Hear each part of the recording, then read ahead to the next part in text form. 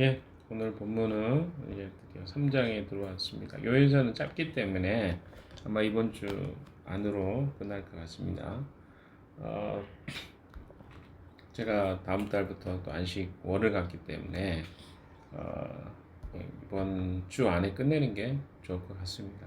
또 시간도 딱 맞는 것 같아요.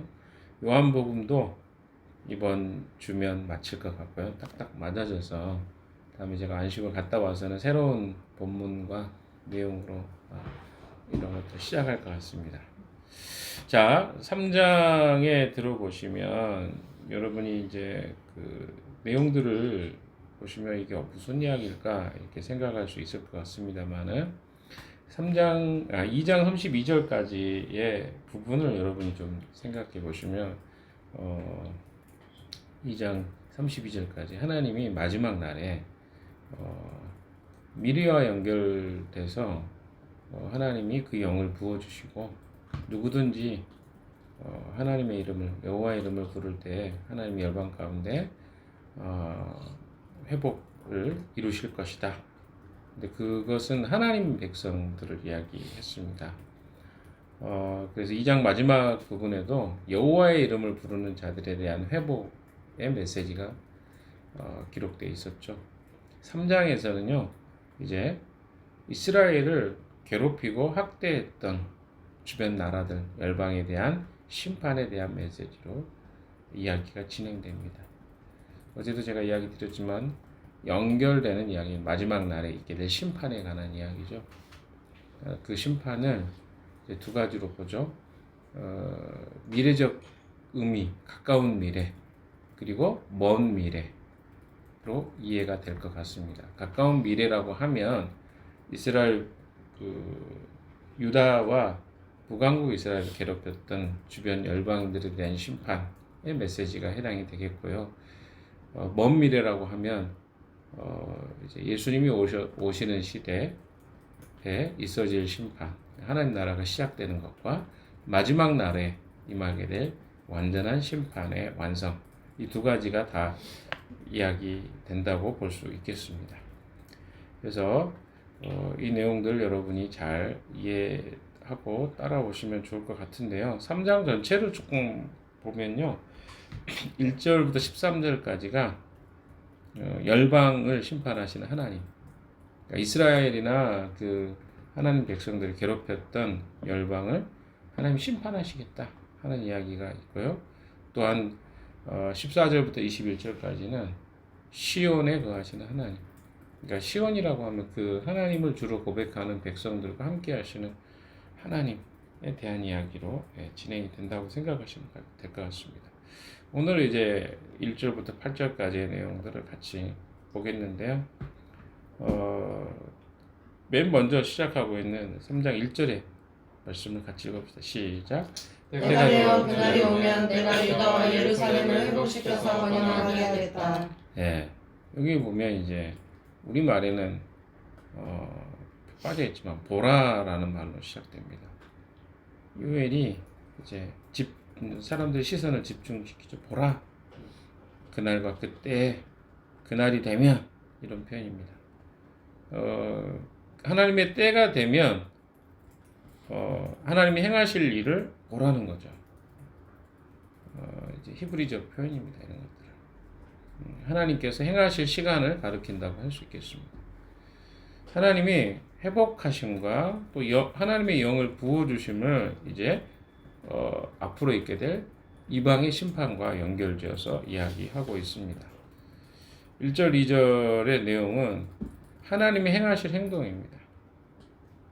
자, 다시 한번 봅시다. 내가 유다와 예루살렘을 회복시켜서 번영하게 하겠다. 1차적으로 하나님이 이스라엘을, 하나님 백성을 회복시키는 거예요. 목적이 그거니까요. 심판을 하시는 목적. 심판을 어떻게 하셨냐? 주변의 나라들을 통해서 하셨습니다. 그게 좀 이해가 안 될 수도 있죠. 어떻게? 주변의 나라들을 통해 심판하셨는데, 그런데 어떻게 해요?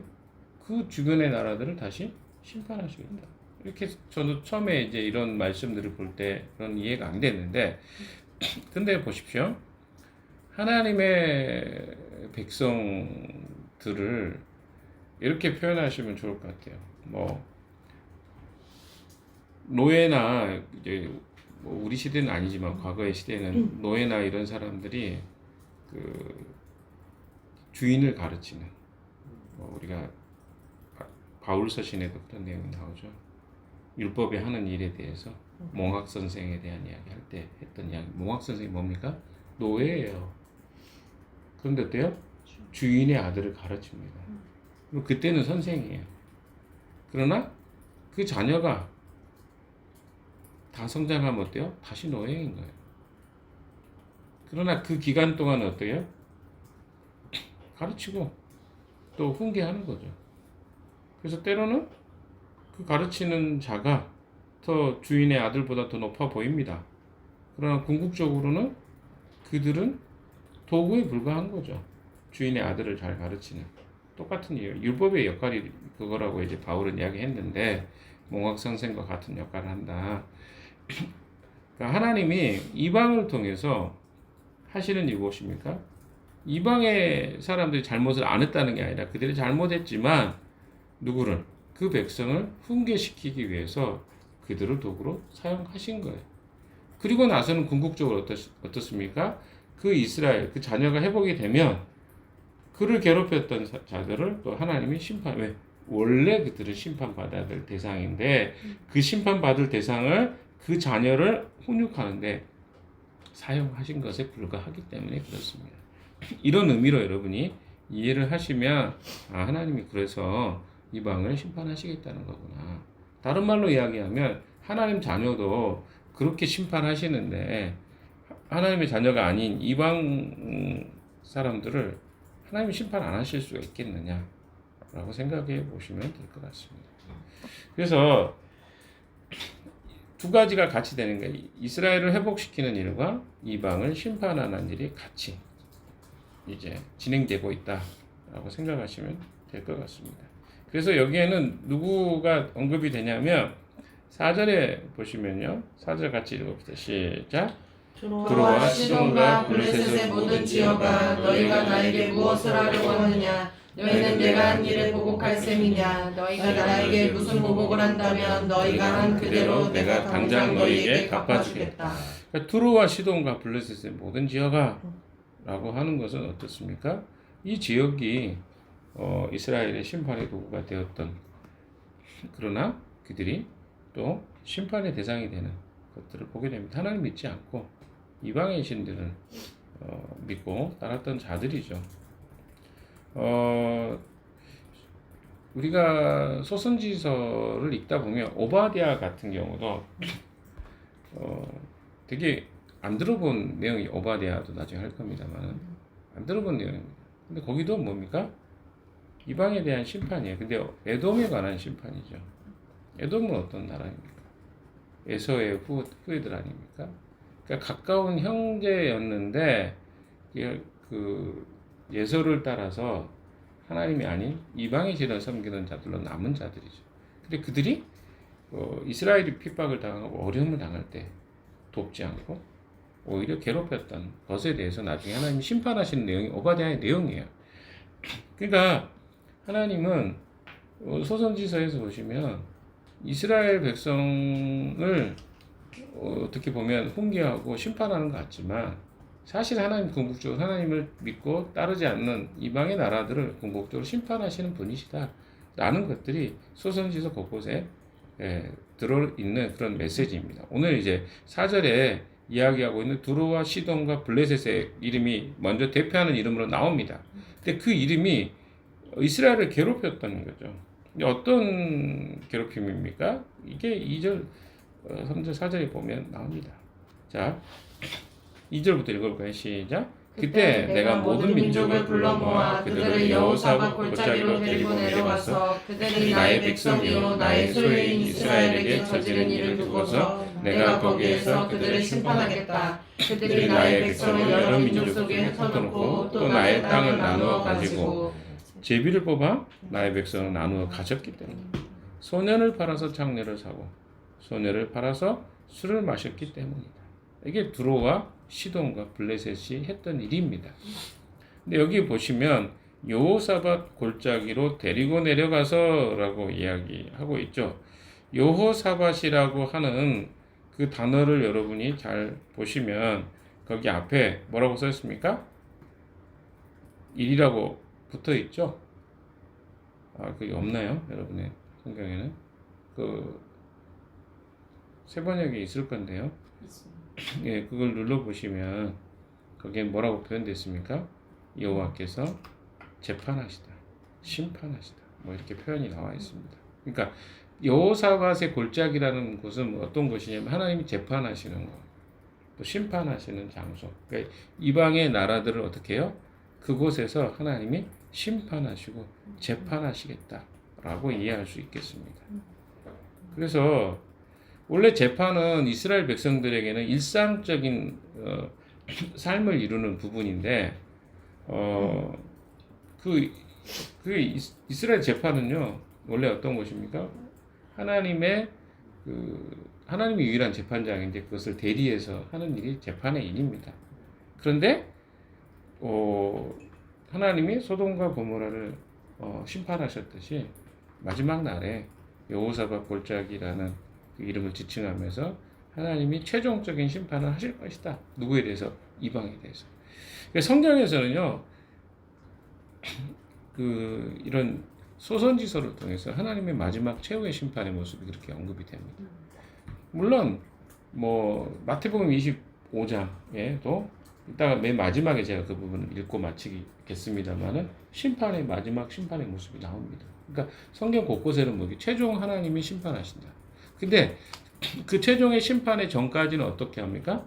그들이 하나님 백성들을 훈련하고 또 하나님의 도구가 돼서 또 하나님의 백성이 돌아오게 하는 도구로 하나님이 사용하신다. 이런 내용들이 굉장히 자주 언급되고 있는 것을 보게 됩니다.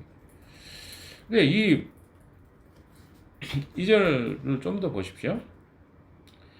내가 거기서 여호사밧 골짜기로 내려가서 그들이 나의 백성이요 나의 소유인 이스라엘에게 저지른 일을 두고서, 그러니까 무엇 때문에 심판합니까? 이스라엘에게 행한 일을 두고서 심판하시겠다. 그래서 내가 거기에서 그들을 심판하겠다. 그들이 무엇 때문에? 나의 백성을 여러 민족에 흩어놓고 또 나의 땅을 나누어 가지고. 두 가지가 언급되죠. 첫 번째 뭡니까? 이스라엘 백성들을 종으로, 노예로 흩어버린 것에 대한 심판. 두 번째 뭡니까? 하나님이 이스라엘 백성이 허락하신 그 땅을 그들이 나누어 가진 것에 대한 심판인 거죠. 또 세 번째 보시면 제비를 뽑아 나의 백성을 나누어 가졌기 때문에. 제비 뽑는다는 뭡니까? 자기들 마음대로 하나님의 소유를 본배에 가졌다는 거죠. 근데 그 구체적인 내용이 나오죠. 소년을 팔아서 창녀로 사. 그러니까 그 백성들을 노예로 삼았는데 뭘 위해서 산 거죠? 자기의 성적인 즐거움을 위해서 소년들을 팔았다는 거예요. 그 판 돈으로 자기의 성적 즐거움을 획득하기 위해서 행했던 일에 대해서 심판하겠다. 그리고 소녀를 팔아서 술을 사 마셨겠다. 인신매매 해가지고 뭐한 거예요? 자기들의 쾌락과 즐거움을 위해서 그 소년과 소녀들을 팔아먹었다는 거죠. 이것에 대해서 하나님이 심판하시겠다. 이 죄라고 이야기하는 거죠. 4절에 보십시오. 두루와 시돈과 블레셋의 모든 지역아 너희가 나에게 무엇을 하려고 하느냐? 너희는 내가 한 일을 보복할 사람이냐? 너희가 나에게 무슨 보복을 한다면 너희가 한 그대로 내가 당장 너희에게 갚아주겠다. 이게 다 무슨 말입니까? 하나님의 심판에 대한 이야기입니다. 그러니까 이스라엘을 제비 뽑아서 나눠주고 또 어떻습니까? 거기에 있는 소녀들을 인신매매하고 전쟁에서 이긴 원래 그 사람들이 어떻게 합니까? 노예들을 팔고 사고 하는 그런 행위를 했다는 거예요. 근데 뭐 때문에? 자기들의 성적인 쾌락을 위해서 지불할 돈을 위해서 그 소년들을 팔고 소녀들을 술 몇 잔 마시기 위해서 팔아버리는 이런 잔인무도한 행동을 했기 때문에 그 쾌락을 돈으로 바꿔버린 것에 대한 하나님의 심판이 있을 것이다. 또한 어떻습니까? 유다 자손과 예루살렘 자손들을 뒤에 보시면 헬라, 그러니까 이 그리스라고 표현되면 헬라 사람들에게 더 먼 곳에 팔아넘겼던 거. 이건 아모스서에서도 분명히 동일하게 나옵니다. 그렇죠. 아람과 블레셋 심판할 때 그들이 사로잡은 자를 에돔에 팔아넘겼기 때문이다. 아모스에 나올 내용입니다. 1장에 보시면 그런 내용이 나오죠. 그러니까 뭡니까? 이게 죄라는 거죠. 근데 사람들은 그게 죄인지 몰라요. 그리고 심판도 안 받아요. 여러분도 한번 우리나라를 한번 생각해 보십시오. 다 떠나서 정치적 이념과 이걸 떠나서 탄핵의 과정과 국가 변란의 시점도 있었잖아요. 계엄이 선언되고. 근데 그때 어땠습니까? 심판이 바로 없었죠. 지금도 진행 중입니다. 근데 그때만 해도 어떤 생각이야? 이게 저렇게 공의가 정의가 사라지고 나라가 이렇게 되는 건가? 사람 다 이렇게 생각했어요. 근데 시간이 지났죠. 그리고 나니까 어떤 일이 생깁니까? 감옥에 갈 사람들 감옥에 시간차가 있는 거죠. 그래서 그 시간에는 마치 심판이 지연되는 것 같고, 그리고 그것이 정의인 것 같고 힘이 나라를 지배하는 것 같지만 시간이 지나고 나니까 어떤 일이 일어났습니까? 다 그 죄를 범한 것에 대한 대가를 지불하잖아요. 그러면 정말 무서운 일입니다. 이런 일 단순히 이게 남의 일로만 치부하면 안 되는 게 뭐냐면 나중에 우리에게도 분명히 동일하게 하나님은 이게 시간의 지연뿐이지 심판에 대해서는 반드시 행하죠. 여러분 생각해 보세요. 몰랐던 녹음이 얼마나 나옵니까?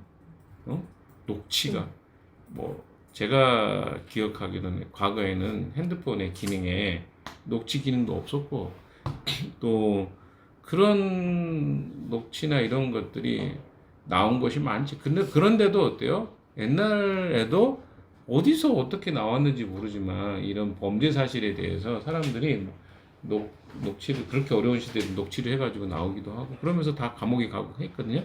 물론 안 간 사람도 많습니다. 그러나 어떻습니까? 지금 시대는 더 심각하잖아요. 조금만 하면 녹취하는 거 쉽잖아요. 핸드폰에 자동 녹음 기능도 있고. 그러니까 내가 어떤 범죄를 몰래 했지만 반드시 그것이 드러나게 되는 것처럼 심판도 마치 그것이 그 당시에는 선인 것 같고 그게 아무런 제재도 없는 것 같지만 마지막 날에 가서는 반드시 어떻게 되는 거죠? 심판을 받게 돼 있어요. 이걸 우리가 모르고 그 행위를 한다면 어떻겠습니까? 어리석은 거죠. 사람들이 다 그러잖아요. 내가 그때는 이게 안 걸릴 줄 알았어. 그게 괜찮을 줄 알았어. 그러나 어떻습니까? 마지막 날에 이 심판이 왔다고 하면 아마 그리스도인의 삶도 엉망진창으로 살아갈 수밖에 없을 것입니다. 세상의 사람들은요, 이런 것을 별로 그렇게 중요하게 여기지 않습니다. 하나님이 판단하시고 심판하실 것을 두려워하지 않아요. 그러니까 함부로 사는 거죠. 그러나 그리스도인들 어떤 사람들입니까? 심판을 인지하는, 두려운 게 아니라 인지하고 사는 사람들이에요. 그래서 함부로 살 수 없는 거예요. 내가 오늘 이 행위를 하는 것이 하나님 앞에서 어떻게 기록되고 어떻게 인식될 것인가를 아는 사람들이 그리스도인의 삶을 사는 사람들입니다. 그래서 우리는 경건할 수밖에 없는 거예요. 우리나라가 왜 외국인들이 볼 때 범죄가 적은지 아세요? 우리나라는 뭐 도덕적으로 더 깨끗합니까? 다 똑같아요. 그러나 알죠? CCTV가 얼마나 많습니까? 보는 눈이 얼마나 많습니까? 그래서 보이지 않는 암묵적인 그렇게 하지 않으면 그렇게 하면 다 잡히고 내가 저렇게 해서 재판을 받고 심판을 받는 것보다 차라리 안 하는 게 낫겠다 하는 게 암묵적으로 우리 안에 룰로 다 있는 거잖아요. 우리도 아마 그런 게 없는 시대가 되면 저는 우리나라가 더 특별하다고 생각하지 않습니다. 이거 인간의 본능이에요. 그런데 외국은 어떻습니까?